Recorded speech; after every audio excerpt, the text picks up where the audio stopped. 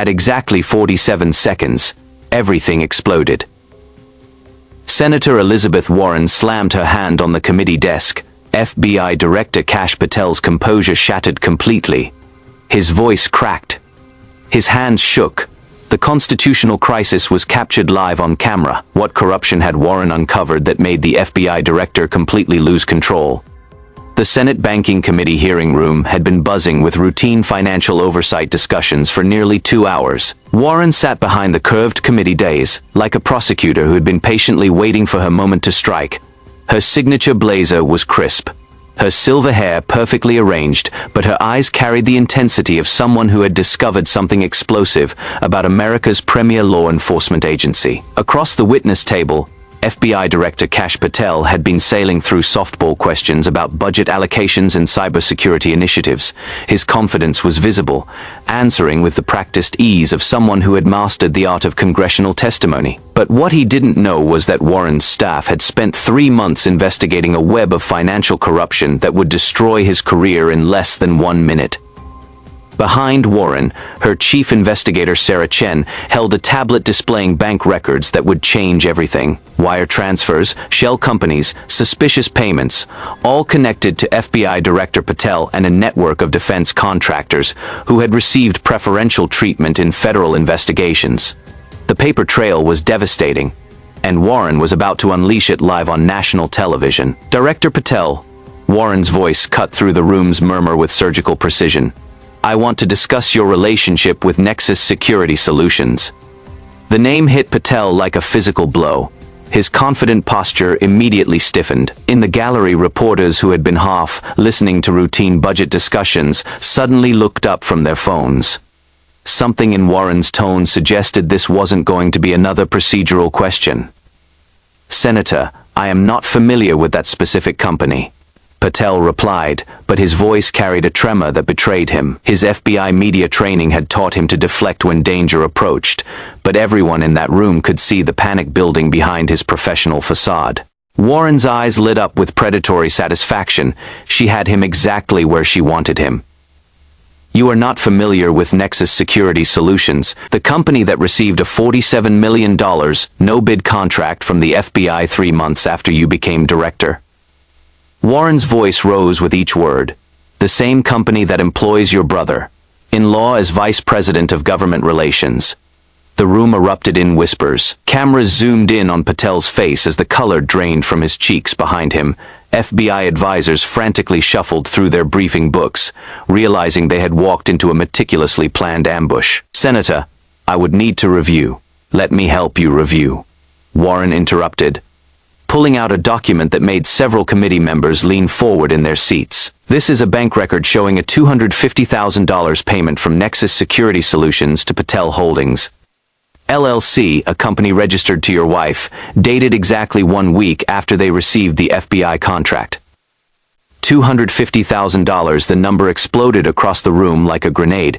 This wasn't just about contracts anymore. This was about direct financial payments to the FBI director's family, while his agency was awarding them tens of millions in government money. Patel's hands began to visibly tremble as he reached for his water glass. Senator, I think there has been some confusion. Oh, there has been confusion, all right. Warren's voice carried the righteous fury that had made her a progressive icon. The confusion is how the American people are supposed to trust an FBI director who has been taking money from defense contractors while investigating their competitors. The accusation hung in the air like an indictment that couldn't be taken back. Congressional hearings rarely featured such direct accusations of corruption, but Warren had the evidence to back up every word. But that is not all. Warren continued relentlessly. My investigation shows that in the 6 months since Nexus received their contract, the FBI has dropped investigations into 3 of their competitors for alleged defense contracting fraud. Want to explain that coincidence? Patel's professional composure began to crack completely. His legal background told him to stay calm, but the systematic destruction of his reputation was happening in real time on national television. Senator Warren, these accusations are completely baseless. Patel began, but his voice was rising to a near shout. Baseless? Warren shot back. I have bank records, FBI internal emails, and testimony from whistleblowers inside your own agency Which part is baseless, the $250,000 payment or the dropped investigations? And then it happened. At exactly 47 seconds into Warren's assault, Kash Patel completely lost control. "This is a witch hunt," he shouted, slamming his hand on the witness table with such force that the microphones shook. "You are trying to destroy the FBI with partisan conspiracy theories." The explosion was captured by every camera in the room. The FBI director, charged with maintaining law and order, was having a complete meltdown on live television. His face was flushed red, his voice cracked with emotion, and his hands gestured wildly as his professional training abandoned him entirely. Witch hunt.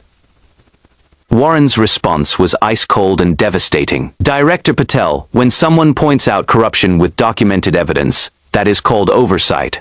When you attack the evidence instead of explaining it, that is called guilt." The committee room erupted in chaos. Chairman Brown gavelled frantically for order while photographers captured frame after frame of the FBI director's breakdown. Social media notifications began buzzing on phones throughout the gallery, as clips of Patel's explosion started going viral in real time. But Warren wasn't finished. She had saved the most devastating revelation for last. "Director Patel, are you aware that Nexus Security Solutions is currently under federal investigation by the Pentagon Inspector General for overcharging the Defense Department by $23 million, and that your FBI has refused multiple requests from Pentagon investigators to share information about Nexus's financial practices?" The final blow was delivered with clinical precision. Not only was Patel taking money from a defense contractor, but he was actively obstructing investigations into that same contractor's fraud against American taxpayers. Patel's response revealed everything about how corruption operates at the highest levels of government. "Senator, I don't micromanage every investigation." "You don't micromanage investigations." Warren's voice carried disbelief mixed with fury. "You are the FBI director. Your family takes $250,000 from a company, and you don't think to recuse yourself from matters involving that company." The constitutional implications were staggering. If the FBI director could take money from companies under federal investigation and then obstruct those investigations, the entire federal law enforcement system was compromised. "I resent the implication that I would compromise the FBI's integrity for personal gain," Patel said, but his voice lacked any conviction. Everyone watching could see a man who knew he had been caught red-handed. Warren leaned back in her chair with the satisfaction of a prosecutor who had just destroyed a hostile witness. "Director Patel, the FBI's integrity isn't something you can compromise, because based on your actions, it is already gone." The hearing room fell silent except for the clicking of camera shutters and the frantic typing of reporters filing breaking news alerts. What had started as routine oversight had become a real-time exposure of corruption at the highest levels of American law enforcement. The media explosion was immediate and unprecedented. Within minutes of Patel's meltdown, Patel meltdown was trending on Twitter with over 50,000 tweets per minute. FB corruption followed close behind. TikTok users began creating compilation videos of Patel's breakdown set to dramatic music. CNN interrupted regular programming with, "Breaking: FBI Director has explosive meltdown during Senate hearing." The Chiron read, "Warren exposes FBI corruption scandal." Fox News led with FBI Director loses control during corruption accusations. But it was social media where the real earthquake occurred. The 47-second clip of Patel's explosion became the most watched political video of the year. Faison Warren's official account posted, "When corruption is exposed with evidence, this is how guilty officials react. The American people deserve better." The tweet was retweeted 200,000 times in the first hour. Fayok responded, "This is what accountability looks like. No one is above the law, not even FBI directors." Bernie Sanders added, "The corruption in our institutions runs deep. Thank you, Faison Warren, for fighting for transparency." Republican senators were notably silent on social media, unwilling to defend a performance that had been so obviously disastrous. Even Trump's Truth Social account remained quiet, suggesting that even Patel's strongest political allies recognized the meltdown as indefensible. The constitutional crisis was no longer theoretical. The American people had watched their FBI director lose control when confronted with evidence of corruption, and the implications were staggering for federal law enforcement credibility. In FBI headquarters downtown, agents gathered around computer monitors watching their director's career implode in real time. Field offices across the country fielded calls from local law enforcement asking whether they could trust intelligence and evidence coming from an FBI leadership that was compromised by corruption. The Justice Department went into crisis mode. Attorney General Bondi convened an emergency meeting to discuss whether the FBI director's position was sustainable. Career prosecutors who had worked corruption cases for decades watched in horror as the nation's top law enforcement official displayed exactly the behavior they prosecuted in others. Within hours, congressional leaders from both parties were calling for investigations.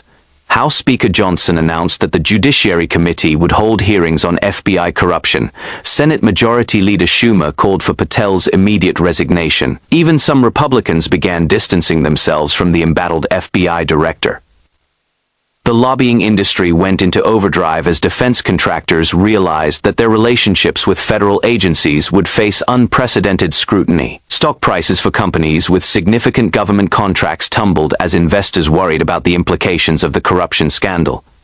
Legal experts appeared on cable news explaining the potential criminal implications. Former federal prosecutors noted that the evidence Warren presented could support charges under the federal bribery statute, which prohibits government officials from taking anything of value in exchange for official action.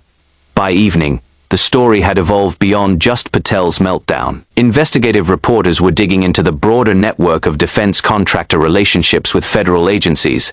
The Nexus Security Solutions scandal was revealing a pattern of corruption that extended far beyond one FBI director. Late-night comedy shows seized on the material immediately. Stephen Colbert's opening monologue featured an extended bit about FBI directors who can't handle basic questioning. Saturday Night Live began working on a cold open featuring a nervous FBI director frantically denying obvious corruption while taking briefcases full of cash. But beyond the jokes and political theater, serious questions remained about the integrity of federal law enforcement.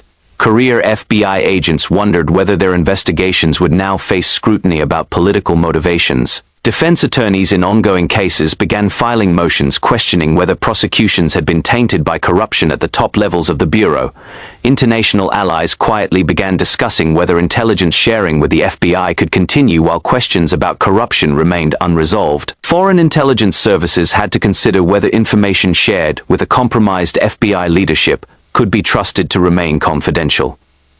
The 47-second meltdown had exposed a fault line that ran through the heart of American law enforcement. Warren's methodical presentation of evidence had revealed not just individual corruption, but systemic problems with oversight and accountability in federal agencies. As Washington digested the day's events, one thing was clear: Elizabeth Warren had done more than expose corruption.